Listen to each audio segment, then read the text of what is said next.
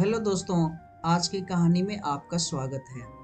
कहानियाँ दर्पण होती है हमारी ज़िंदगी का। कभी कभी कुछ स्टोरीज हमें कुछ ऐसा सिखा जाती है जो शायद पूरी ज़िंदगी के अनुभवों में हम नहीं सीख पाते। इसलिए हम आपके लिए ऐसी ही कुछ चुनिंदा हिंदी स्टोरीज लेकर आते रहते हैं। इन हिंदी कहानियों से आप इंस्पायर होने के साथ कुछ अच्छा सीखते हैं। आज की हमारी कहानी एक real life inspirational short story है। यह कहानी स्टूडेंट्स के लिए है। मैं आशा करता हूँ आपको इस कहानी से बहुत कुछ सीखने को मिलेगा, इसलिए वीडियो को अंत तक जरूर देखना। इस कहानी का शीर्षक है ईमानदारी का हिसाब। यह वो किस्सा है जो अब मेरी जिंदगी का हिस्सा है। मैं थोड़ा जिद्दी किस्म का इंसान हूँ और इसी जिद की वजह से बचपन में मुझे बहुत बार मार पड़ी है। लगभग मुझसे घर के सारे लोग परेशान रहते थे। माँ तो इस जिद की वजह से हर दूसरे दिन झाड़ू से मारती या फिर बात करना बंद कर देती थी। इसलिए मैं भी थोड़ा चिड़चिड़ा सा रहता था। लेकिन इन सब रंजिशों के बीच एक शख्स चुपचाप मेरे साथ खड़ा रहता था। वह थे मेरे पापा। हाथ उठाना तो दूर की बात है, मुझे तो यह भी याद नहीं कि आखिरी बार उन्होंने मुझसे ऊंची आवाज में बात कब की थी। हूबहू मेरी तरह दिखते हैं वो, क्योंकि पापा हमेशा कहते हैं कि जितना मैं उनसे सीखता हूँ उतना वह भी मुझसे सीखते हैं। बाप बेटे के रिश्ते से पहले हमारे बीच दोस्ती का रिश्ता है।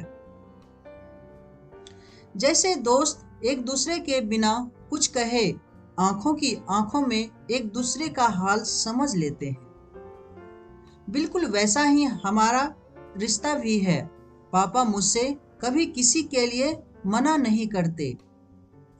जब मैं उनसे कहीं जाने को कहता या फिर कुछ करने को पूछता हूँ तो वह सिर्फ एक बात बोलते हैं कि बेटा, अगर तुम्हें यह गलत नहीं लग रहा है तो करो।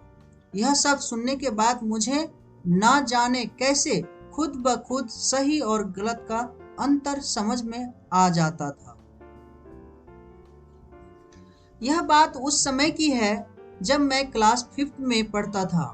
ठीक 1 तारीख को पापा की तनख्वाह आती और महीने के पहले रविवार की शाम पापा और मैं महीने भर का राशन लेने के लिए एक साथ जाते थे। मुझे आज भी याद है, एक पुरानी सी साइकिल के हैंडल पर 2 थैले बांधकर महीने भर की खुशियां लेकर आते थे। एक बार उस रोज हम राशन लेकर घर वापस आ रहे थे तो पापा की नजर थैले के ऊपर रखी हुई एक भीमबार की बड़ी टिकिया पर आई। पापा ने मुझे रोकने के लिए कहा और हिसाब वाला खाता मांगा। उन्होंने कुछ देर हिसाब वाले खाते में जांच पड़ताल करके की और बोले, यार इसने तो छोटी टिकिया के दाम जोड़कर बड़ी टिकिया दे दी।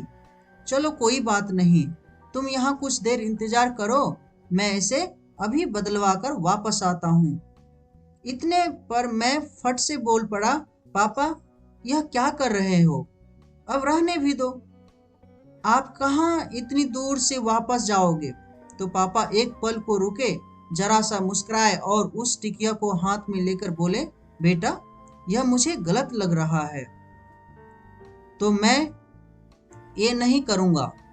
पापा वापस दुकानदार के पास चले गए। मैं कुछ देर वहाँ इंतजार करता रहा।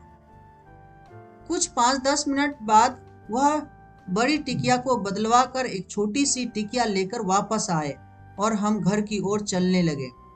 रास्ते में पापा ने एक हाथ से साइकिल को संभाला और दूसरा हाथ मेरे कंधे पर रखते हुए बोले, बेटा ईमानदारी किसी और से नहीं की जाती, ईमानदारी खुद से होती है। ईमानदारी हर उस चीज में होनी चाहिए जिसे तुम दिल से करते हो। तब जाकर यह समझने में आया कि ईमानदारी सिर्फ पैसों की मोहताज नहीं होती। उस दिन से बस्ता उठाए हर दिन उस उम्मीद में घर से निकलता हूँ कि अगर किसी दिन जिद छोड़ देता हूँ या जिंदगी में किसी मोड़ पर पहुंचकर थक कर हार कर बैठ जाता हूँ, तो इस बात की राहत हमेशा रहेगी कि बड़ी ईमानदारी से सपने देखे थे और इतनी ईमानदारी से उन्हें पूरा करने की कोशिश भी की थी।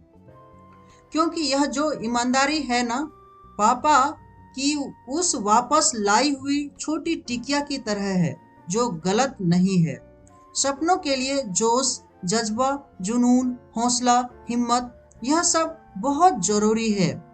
जब तक आप इन सब को पूरी ईमानदारी से नहीं निभाते, तब मुकम्मल नहीं होने वाला। इसलिए ईमानदार बनो, सब से नहीं, अपने आप से और खुद से। बस इतनी सी थी एक कहानी। धन्यवाद दोस्तों।